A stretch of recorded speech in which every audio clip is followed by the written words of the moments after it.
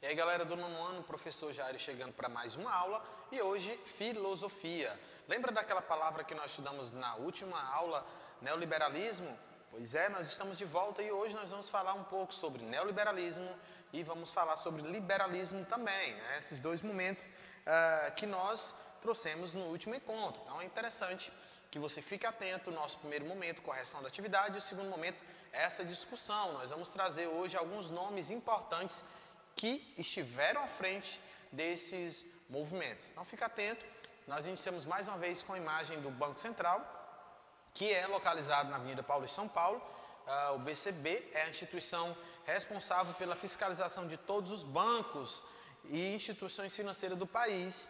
E os defensores do liberalismo acreditam que o governo não deve interferir na economia. Então foi assim que nós começamos a discussão do nosso encontro. Então, nesse capítulo você tem o que é o liberalismo, o fim do antigo regime, John Locke, como você pode, defesa da propriedade individual, e Adam Smith, defesa da liberdade do comércio e o neoliberalismo. Então nós vamos olhando agora aqui o texto e percebendo quais são as atividades que nós precisamos realizar. Vamos lá, dando sequência aqui. Na primeira página, aliás, na página 403, vamos lá para a página, desculpe, página 403.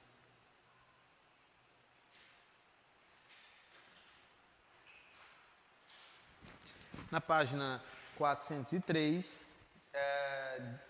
diz assim: com base no texto acima, no caderno, explique a razão pela qual o liberalismo e absolutismo são sistemas de governo oposto. Então vamos lá, por quê? O principal elemento que diferencia liberalismo, tá? O liberalismo do absolutismo é a liberdade dada às pessoas.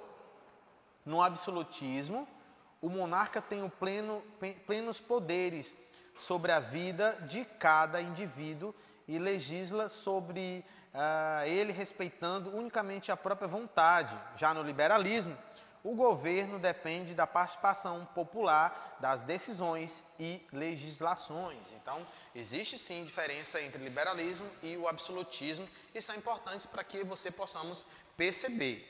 Beleza? Se você conseguiu responder parecido com o que eu estou dizendo, parabéns. Então, mais uma vez, o princípio de elementos que vão diferenciar é o seguinte: no absolutismo, o monarca tem plenos poderes sobre a vida de cada indivíduo. Tá? Já no liberalismo, o governo depende da participação popular e nas decisões e nas legislações. Então a gente consegue compreender essa diferença que existe entre esses dois princípios, tá? Entre esses dois formas, essa razão, tá? Então é interessante que a gente consiga perceber essas formas de governo. Vamos lá, dando sequência, vamos lá para a página 404.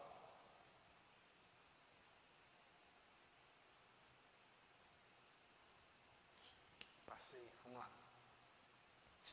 Diz assim: a tela pintada pelo francês Eugène Delacroix evidencia a vitória burguesa da Revolução de 1830 contra o governo de Carlos, que tentou restaurar o absolutismo na França.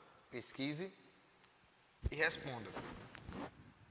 Quais elementos na pintura evidenciam o rompimento da população com o governo absolutista,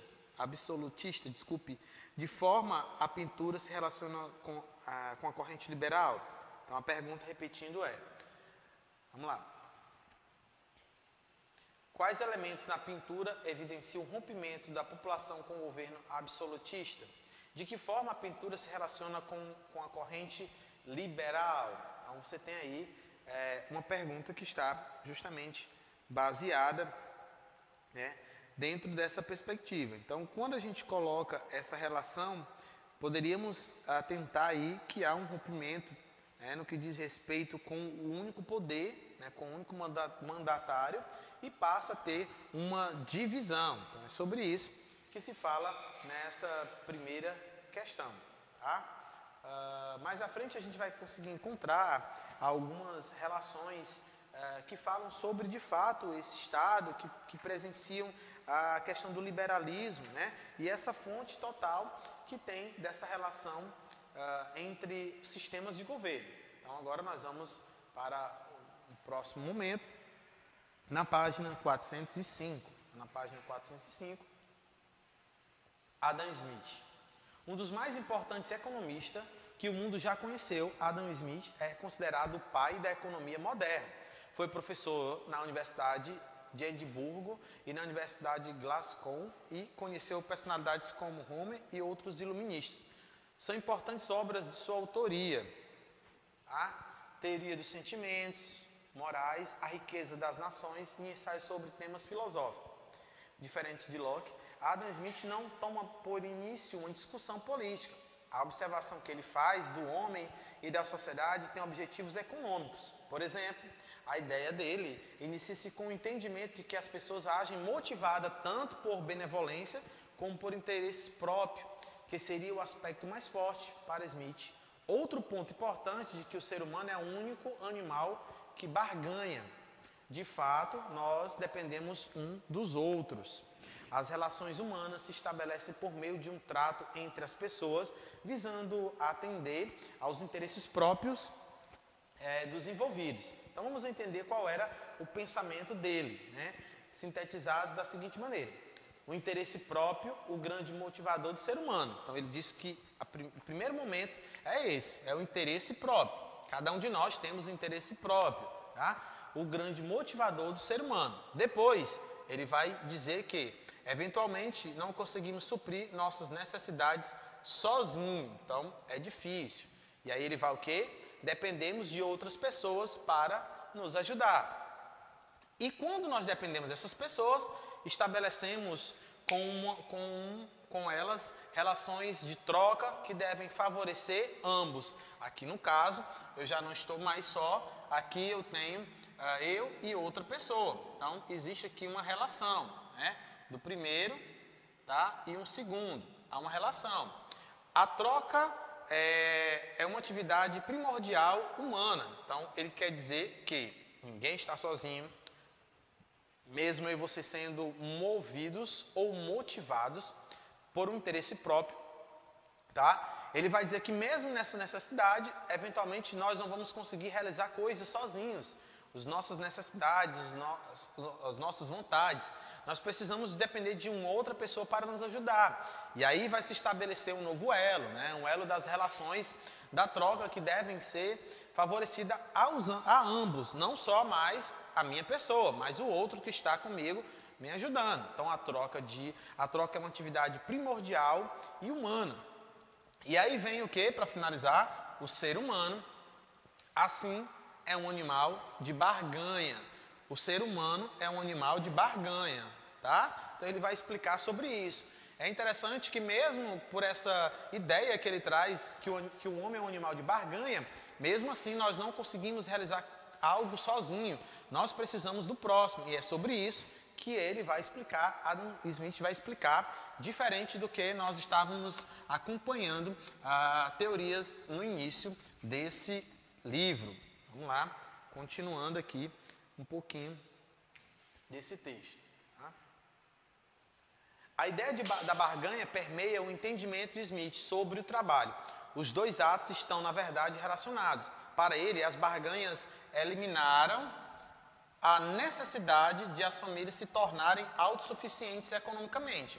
Com as trocas e as barganhas, foi possível as pessoas se especializarem em uma única atividade, uma vez que faltasse seria obtido pela troca com outras pessoas. Tá? Então ele vai aprofundar o seu entendimento sobre essa ideia de barganha. A propensão natural dos seres humanos a barganhar e a trocar bens dá origem, então, à divisão do trabalho. Esta, por sua vez, aumentaria a produtividade e tornaria possível o acesso de muitas pessoas diferentes a tarefas. Isso pode, inclusive, levar uma nação à riqueza, desde que ela seja bem organizada. Para o filósofo, o mercado poderia, olha o que ele acha, mercado poderia conduzir as pessoas a um estado de perfeita igualdade, de modo que todos são livres para lutar por seus próprios interesses dentro das leis da justiça. Ao falar em igualdade, Adam Smith não se refere à igualdade de oportunidades, mas à igualdade de condições. Quando se tem essa relação com a condição, você, no pensamento dele, vai oportunizar. Isso significa dizer que Smith não acha que todos devem ter liberdade, simplesmente pelo fato de que merecem, mas que todos devem ter iguais condições de alcançar aquilo que buscam. Isso seria possível por meio do mercado, que regularia a quantidade de produtos disponível e iria avaliar melhor os próprios governantes, os quais, segundo ele, deveriam limitar-se a garantir a defesa do país, a justiça criminal, a educação das pessoas. Ele também vai trazer Smith, ele defende a liberdade total do comércio, né? Assim como nós vimos no início desse capítulo, que a ideia de que as pessoas tenham liberdade no que diz respeito às suas finanças, não estejam presas a nenhum banco ou banco central, pois é ele quem traz a riqueza às nações. Então é interessante, na visão dele, que o comércio seja livre, porque é através desse comércio que se traz riqueza aos países. Sendo assim, o governo não deveria intervir nas relações comerciais. Um diz que o governo não deveria interferir nas questões econômicas e o outro fala que o governo não deveria intervir nas relações comerciais. Política e econômica, que deveriam ser dois setores da sociedade totalmente distintos.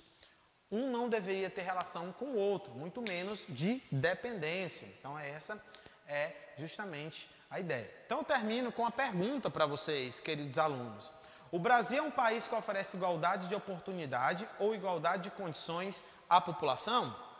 Tá? Então eu quero que você faça uma reflexão sobre essa pergunta, responda essa pergunta, vamos discutir sobre essa pergunta e aí trazer dentro dessa perspectiva do que Smith também fala sobre essa questão da liberdade. Então é uma pergunta que fica aí fixa para que você responda de fato. O Brasil é um país que oferece igualdade de oportunidade ou igualdade de condições à população? Será que isso acontece ou não? Então você vai responder. A minha ideia, o meu propósito é que eu possa fazer com que você venha refletir sobre esses assuntos. Até o próximo encontro, nós estaremos aqui. Valeu!